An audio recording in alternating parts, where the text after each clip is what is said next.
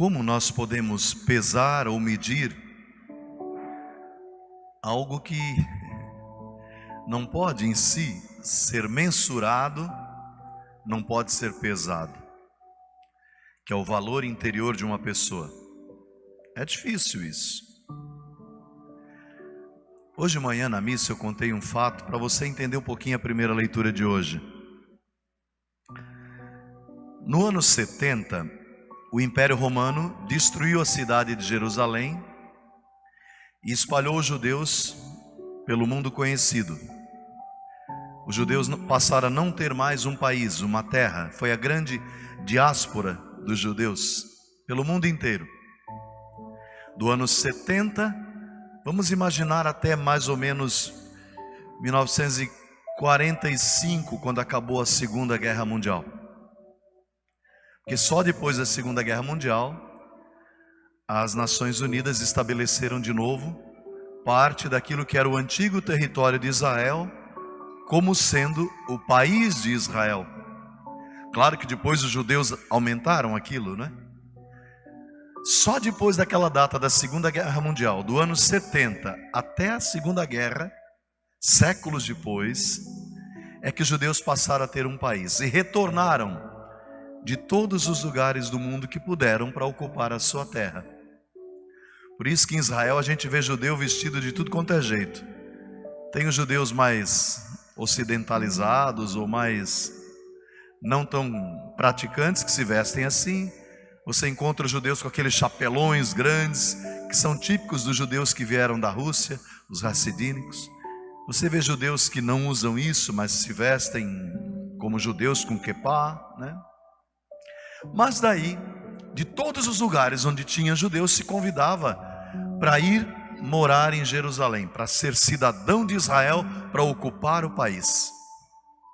E se descobriu que lá na Etiópia, lá na África, me parece que em 2 ou 3 tribos pequenas, haviam africanos daquelas tribos que ainda sabiam ler o hebraico antigo e guardavam os livros antigos de Israel em rolos e diziam: nós somos judeus.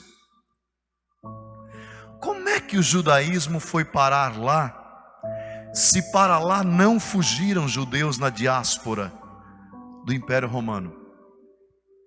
Israel fretou 2 aviões ou 3 grandes e levou-os todos para Israel. Eu lembro que a primeira vez que a gente foi a Israel, eu vi esse grupo, porque ele se diferenciava dos outros.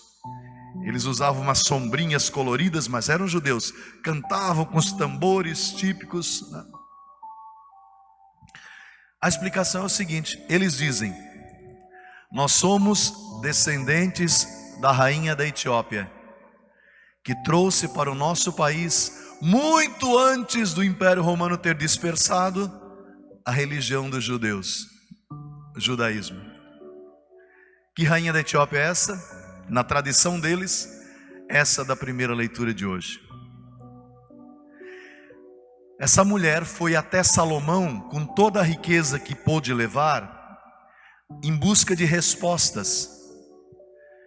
E você tem que imaginar que um dia Salomão pediu isso para Deus: eu não peço que tu aumentes as minhas riquezas, o meu território, nem a morte dos meus inimigos, Senhor. Eu peço apenas que tu dês a mim sabedoria para bem julgar o meu povo. E Deus disse: porque você não pediu nada daquilo que os outros pediram, eu vou lhe dar sabedoria e vou também aumentar as suas posses, como consequência da sua sabedoria. E ela encontra o rei Salomão com tudo isso, bebe da sabedoria dele, da fé dele no Deus de Israel. E na tradição dos etíopes, que eram judeus, eles disseram: ela voltou para o nosso país e trouxe a fé no Deus de Israel. Verdade ou não, isso persistiu até os nossos dias. Mas eu dizia para você: é possível valorizar ou colocar um valor ou pesar algo que não se consegue?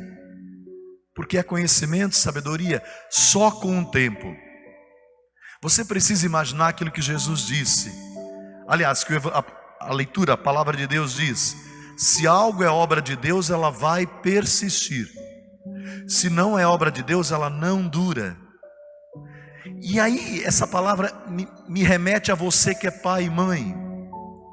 Às vezes você que é pai e mãe não consegue medir a extensão do seu testemunho junto do seu filho e da sua filha. Como é importante seu filho, sua filha, ou você que é avô e avó, perceber que seu filho, sua filha, seu neto, sua neta, vê em você uma pessoa de fé. Vê você como alguém que sente sede e necessidade de Deus, que busca a igreja. Você que no dia a dia é honesto nas escolhas que você faz. Você que não consegue ficar com a sua esposa, com o seu esposo brigado muito tempo, porque as crianças percebem dentro de casa quando tem algo errado, né? E elas bebem da sua sabedoria, na sua capacidade de pedir perdão para o seu companheiro, para a sua companheira. Você consegue mensurar a extensão e a grandiosidade do seu testemunho de fé e do seu testemunho de vida para esse pequeno, para essa pequena, para esse adolescente, para essa pré-adolescente? Não dá, mas a seu tempo isso fica. Eu contei um exemplo que eu fui numa casa esses dias, porque o menino precisava de algumas respostas, né? E aí ele fez perguntas que eu chamei de metafísicas. Para uma criança fazer perguntas assim difíceis sobre Deus, sobre o céu, sobre isso, porque ele estava angustiado, né? Mas eu achei muito bonito duas coisas que eu vi na casa. A primeira coisa foi que estava na mesa assim, todo mundo conversando. Quando o menino começou a fazer as perguntas, ele encheu o olhinho de lágrima, né? E aí eu percebi que o pai dele disse assim: vem para cá, filho. E o filho deu a volta. Ele segurou o filho junto dele. Pode perguntar o que você quiser. Ele falou duas coisas, uma dizendo e outra não dizendo. Dizendo, ele deu segurança. Pode perguntar o que você quiser, nós vamos tentar responder. Mas a segunda ele disse não falando. Ele abraçou e disse: eu estou aqui. Eu te protejo. No final, ele dizia assim: tudo que você quiser você pode perguntar para o pai e para a mãe. Se nós não soubermos, a gente vai chamar alguém, como a gente chamou o Padre Sérgio. Não tenha medo de perguntar para nós, não para outras pessoas. Um filho que vê isso, uma filha que vê isso, cresce na confiança da sabedoria silenciosa do pai e da mãe. E é isso que forma caráter. Em nenhum momento na mesa se falou de dinheiro, porque você pode ter ou não ter, mas isso é independente do que você tem, porque muitas vezes há pessoas que não têm nada, mas geram o caráter no filho, na filha. E há pessoas que têm, conseguem também, mas há pessoas que têm e não geram nada. Por que muitos de nossos filhos nem esperam? Desculpa a expressão que eu vou dizer. O corpo do pai e de uma mãe esfriar depois de uma morte, já ficam brigando por herança. Mas eu também vi filhos com a maior tranquilidade, serenidade, respeitar a vontade de um pai e de uma mãe depois de uma morte sem questionar. Por quê? Sabiam que a vontade de um pai e de uma mãe era soberana, era justa e era sábia, como a do rei Salomão. Mas isso não é algo que você define no final da vida, filha. É algo que você define nessas escolhas. Por isso quando me pergunto, devo ou não devo levar meu filho para a igreja, padre? Deve, mas grita e chora. Chora porque não sabe cantar, não sabe falar, mas traz. A sua presença é uma pregação viva. Tem uma senhora, eu acho muito bonito isso nela. Ela tem um netinho que é autista, mas ela nem é católica. E durante o dia, às vezes, o menino faz questão de entrar aqui dentro da igreja. A família não é católica, mas o menino gosta muito de entrar aqui, de olhar para as lâmpadas, para isso, para aquilo. E ela, com uma serenidade, uma tranquilidade, ela entra com ele. No começo ela até pediu desculpa assim. Por que pedir desculpas? Ela vai mostrando com a paciência, deixando que ele olhe, tocando. Do jeito dele, na linguagem dele, ela está evangelizando essa criança que tem espectro autista. Estou falando isso para você porque às vezes nós nos questionamos demais. Como educar meus filhos? Salomão ensina hoje pela sabedoria. A sabedoria põe ordem na vida. Você viu que a rainha da Etiópia se encantou, porque Salomão era sábio, mas ela se encantou com outra coisa. A ordem que existia no reino de Salomão para tudo. no palácio, no culto religioso, nisso, naquilo. E Salomão ganhou mais, porque depois que explicou para ela, ela ainda assim: olha, eu faço questão de deixar aqui o que eu trouxe de melhor nessa viagem: ouro e os perfumes que ele nem conhecia. Daqui você aprende uma coisa: a sabedoria é um plantar, e como consequência os bens virão. As bênçãos materiais vêm na vida de uma pessoa que é justa, que cultiva amigos, cultiva valores, né? A gente só não pode se deixar levar pela impetuosidade, pelo momento, pelas coisas que não dão certo no momento. Todo mundo passa por situações ruins. Amém? Amém. Dito isso, nós vamos agora olhar o espelho contrário do que eu falei. Uma pessoa que não tem esses valores. E aí, o evangelho de hoje nos diz assim que a gente não pode culpar o exterior pelas desgraças que existem no interior. A gente terceiriza muito. Terceiriza a felicidade. A gente acha que é o outro que vai me fazer feliz, enquanto eu não achar a pessoa assim, eu não vou ser feliz. Às vezes vem umas conversas de uns jovens aí, né, que me mandam assim: padre, rezei, agora apareceu o meu José, dizia a menina. Ela está no 7º José, eu já não suporto mais aquilo. Porque todo mundo que ela reza aparece, ela está apaixonada, ela acha que é José, que Deus mandou. Ela é Maria e o outro é José. Me lembro de uma charge que me mandaram outro dia, porque cada vez que ela manda isso, vai começar tudo de novo. E daí aquela dor de cabeça, não dá certo, entra em depressão. É sempre assim, né? Mas a gente não pode terceirizar a felicidade, dizer assim: eu sou infeliz porque essas pessoas me fizeram infeliz, porque você permitiu, porque você não virou o jogo, porque você não virou a página, porque você não tomou a sua vida em suas mãos. Você permite que o outro defina a sua felicidade ou sua infelicidade se você quiser. Alto lá. Não assuma o papel de Amélia, de coitadismo, de dizer que você não pode reagir, porque você pode. E aí às vezes a gente também terceiriza a responsabilidade pelas nossas coisas ruins, pelos erros nossos. Quando perguntaram para Jesus sobre essa questão, ele disse que é de dentro do ser humano que sai um monte de coisa ruim. E olha só, existe um crescendo naquilo que Jesus fala. Eu estava lendo e achei interessante que Jesus é fantástico, né? Existe um crescendo que, se a gente não tomar conta, a gente passa a achar que é natural, que é normal, que veio por acaso. Olha só, é de dentro do coração humano que primeiro saem as más intenções. Jesus não diz numa outra passagem que tudo começa com um pensamento, com uma cisma, com uma fixação? Ninguém começa a roubar sem antes planejar, sem antes desejar. Ninguém começa a trair sem alimentar isso no seu coração. A má intenção começa aqui, ela entra pelos olhos, ela vai para a mente e desce para o coração. Primeiro é um pensamento, e o pensamento você tem que mandar embora. Por isso que Jesus diz: más intenções. Dali para passar para a imoralidade é um pulinho. E ele vai mais. Roubo também, tudo começa com má intenção. Assassinos, assassinatos, desejar a morte do outro, fisicamente ou interiormente. Adultério nem se fala. Jesus já disse que quem deseja outra pessoa ardentemente no seu coração já pecou contra ela. E segue o Senhor. Ambições desmedidas, quando você começa a invejar demais o que o outro tem, em vez de trabalhar, lutar pelo que é seu, você gasta muito tempo medindo o que o outro tem e não mede a sua incapacidade de reagir. Maldade começa na má intenção, no mau olhar também. Fraudes, fraude é pecado, a gente acha que não é, mas é. Devassidão, inveja, calúnia, orgulho. E a última, que para mim é a cereja do bolo, falta de juízo. Jesus disse que tudo começa com essa má intenção, mas falta de juízo também é pecado de Jesus. Não pedir a direção do Espírito Santo nas nossas escolhas é pecado.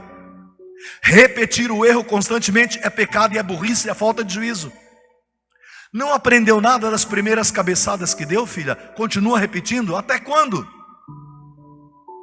Eu digo isso do ponto de vista afetivo, porque há pessoas que passam de relacionamento em relacionamento sempre culpando o companheiro que foi embora, quando o problema está em nós. Nós permitimos que essas pessoas tóxicas ou abençoadas entrem na nossa vida. Jesus diz: tudo isso sai de dentro da gente, e são elas que tornam impura a nossa vida, que desgraçam a nossa vida. Agora eu posso, num sentido contrário disso, estabelecer que sentimentos eu quero eternizar dentro de mim. Para isso é necessário fazer escolhas corretas. Por exemplo, se você me diz que quer sentimentos bons, que são todos o contrário daquilo que Jesus falou isso, então começa a se cercar de pessoas que vão facilitar esses bons sentimentos em você. Traduzindo um português mais simples, você quer coisas boas para a sua vida, começa a se cercar de pessoas boas. Para de andar com gente que não presta. Para de andar com chave de cadeia. Para de andar com gente que vive no vício. Para de andar com gente que só trai, fala de traição e acha que é o máximo isso. Muda isso. Para de andar com gente negativa. Para de andar com gente invejosa. Padre, mas o senhor está dizendo para discriminar? Não, estou falando para você ser inteligente, ô bocó. Ser um pouquinho mais inteligente. Só se cerca de pessoas negativas, vai querer o que na vida? Está terceirizando, delegando e dizendo que é culpa dos outros a sua felicidade ou infelicidade. Agora você começa a se cercar de pessoas espirituais, gente boa. Você, por osmose, acaba sendo influenciado por essas pessoas. E é fantástico, gente. Como um amigo bom tem o poder de nos moldar. Como uma pessoa espiritual tem o poder de nos moldar. Casais, sejam amigos de casais bons. Não quer dizer sem problema. Todo mundo vai para dentro de casa e briga, mais cedo ou mais tarde. Mas casais que são esforçados. Casais com quem você pode sair e o negócio é bacana. Isso vai desenvolvendo em você uma autoestima. Você até compara positivamente o carinho de um outro e você diz, puxa vida, nós poderíamos ser mais carinhosos uns com os outros, né? Não é assim. Você fica com vergonha porque não é igual ao outro. Mas isso é bom, aí é uma inveja positiva, não tem problema. Não é material. Mas cercar-se. Jesus diz que é você quem decide isso. O que você mais alimenta na sua vida? O que você permite que seja eternizado dentro de você? Do ponto de vista espiritual, do ponto de vista afetivo e do ponto de vista material.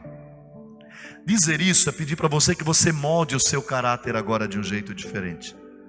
Você não se conforme dizendo assim, é assim mesmo, padre. Minha vida não muda, eu sou assim mesmo, meus pais eram assim. Quem disse que você precisa repetir as burradas, as cabeçadas de seu pai, de sua mãe? Ou a gritaria que eles tinham dentro de casa? Ou a traição? Você pode fazer diferente, você pode ser mais espiritual do que eles foram. Você pode ser mais responsável, mais carinhoso, mais atencioso. Por quê? A palavra de Deus diz, existe uma marca que está em nós que é mais forte do que o pecado. A marca do Espírito Santo. Por quê? Porque Deus escolheu você para isso, para a felicidade, não para a tristeza, não para o sofrimento. A única pré-determinação que está na sua vida é seja feliz. Os caminhos que você vai construir para isso com Jesus são seus. Não existe destino para ser infeliz. Não existe. Não existe destino para sofrer. Não existe. Deus seria muito cínico se fizesse isso com a gente. A Bíblia diz que Deus nos marcou para o amor e para a felicidade. O olhar de Deus nos acompanha por isso. Amém.